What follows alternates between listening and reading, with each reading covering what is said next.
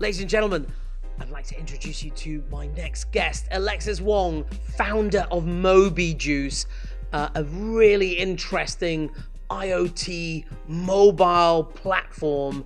And I know, Alexi, it's great to have you here.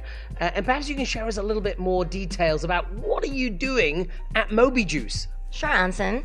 Mobijuce is a user database shared economy platform, and we offer mobile charging to people on the go, on demand, through the app. So based on their location, they find us and they charge, take the power bank with them. When they're done, open the app, find out where we are, drop it off. And so the whole idea is simple, automated, and real time. It's easy, it's convenient, and of course, we are living in this mobile first world, aren't we? Yes, we are. Now, but how did you come up with this idea of Mobijuce? Can you share that with us? Yes, my passion is, of course, building user database. Right. And so in order to do that and do it relevantly, it's got to have stickiness. And Right. so I figured, what's more important than food and water? It's got to be mobile charging. And so if we can use that as a premise to build user database, we've got something. Food and water and mobile charging. I'm going to remember that. And perhaps, can you share with us a little bit about what inspired you to start the Mobijuce business?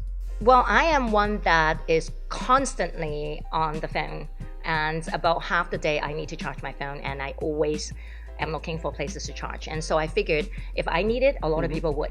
And so let's use us as a basis and build a business around it. So there's a real necessity. It's helping to solve the needs of all of those consumers and mobile users. Now, obviously, setting up a startup business is not a bed of roses.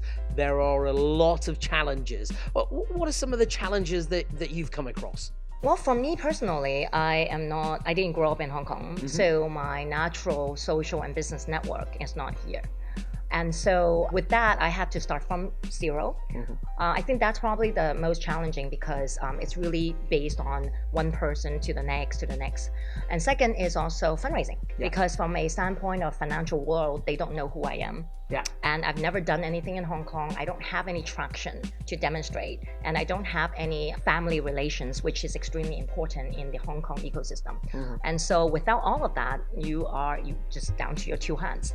And so that, I think, from the startup perspective, were the most challenging. And I would say one more thing is finding the right talents. Yeah, that's very, very important. Really finding the right people, finding the right talent. And Alexis, can you share with us perhaps a few words of wisdom for those fellow founders of startups? Sure. I think as founder, we tend to be so immersed into our own ideas that it's hard to take in advice or being able to filter what's relevant advice, what's not. And so I think it's important to, as founder, to take ourselves out of the realm and being able to decipher the information to help us evaluate our business and not be afraid to push the limit and pivot. Because every business pivots. And if someone tells you they know exactly what they're doing as founder, they're lying to you, so don't believe that. Because no one knows what they're doing, they just think they know what they're doing. They're just making it up. What they look like.